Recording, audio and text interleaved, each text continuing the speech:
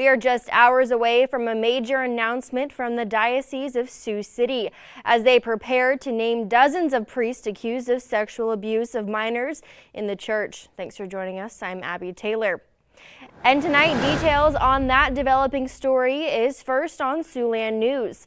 The Diocese of Sioux City has been under fire for allegedly covering up sexual abuse allegations within the church for years.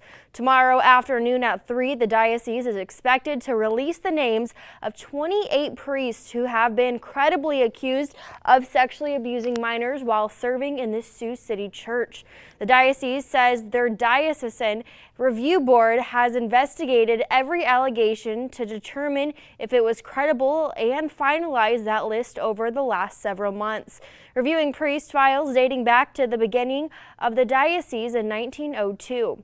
News of tomorrow's announcement broke this morning during Sunday Mass at the Diocese of Sioux City, follows other dioceses nationwide in releasing names of abusive priests. Our Jetske Wauran breaks down the history of abuse here in Siouxland, across the U.S. and even worldwide.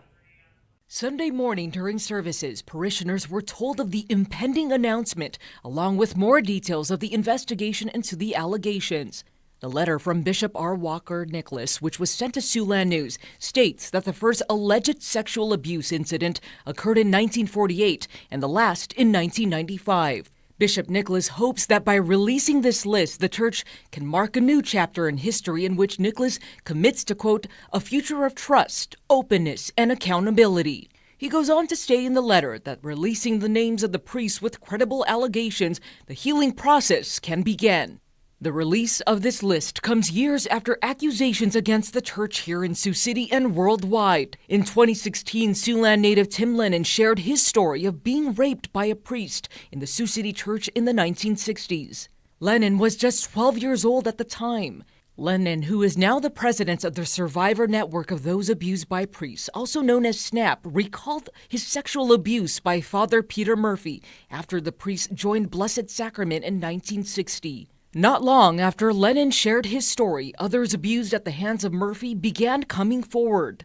In September of 2016, Lennon reached a settlement with the Diocese of Sioux City, but continued to travel the world, urging survivors of abuse in the Catholic Church to come forward. The diocese has been moving towards healing and changing the conversation around sexual abuse in the church by holding public meetings and conversations in Siouxland. This past December, Bishop Nicholas met with the Iowa Attorney General about efforts to remove abusive priests from the diocese. Bishop Nicholas says that the church is reporting all information regarding the abuse allegations and will be holding a massive renewal at the cathedral. Just weeks ago, Catholic leaders in Texas identified nearly 300 priests and others in the church credibly accused of sexually abusing children in 14 dioceses within the state. Some of those allegations dated back to the 1950s. Texas is far from the only state uncovering these abuse allegations in recent months. Pennsylvania released a report in August of 2018 naming more than 300 predator priests in the state dating back 7 decades. Officials in Illinois quickly followed the suit, naming at least 500 Catholic clergy in the state accused of sexually abusing children. In total, more than 50 dioceses have released the names of more than 1,200 priests and Catholic leaders accused of abuse. At the Vatican, Pope Francis held a summit promising that guidelines used by national bishops' conferences to prevent abuse and punish perpetrators will be reviewed and strengthened. Francis vowed that the Roman Catholic Church would spare no effort to bring abusers to justice and will not cover up abuse. But some victims, including Lennon, who traveled to Rome to share their stories of abuse, said they felt let down and urged the church to remove members of clergy involved in the cover-up of sexual abuse cases. I recently reviewed the comments of the Pope. I was very disappointed that no action was taken.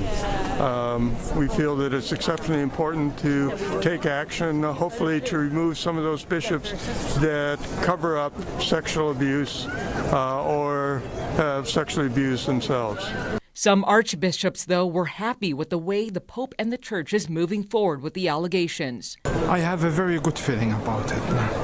And also the speech Pope Francis gave us after Mass this morning was full of strength.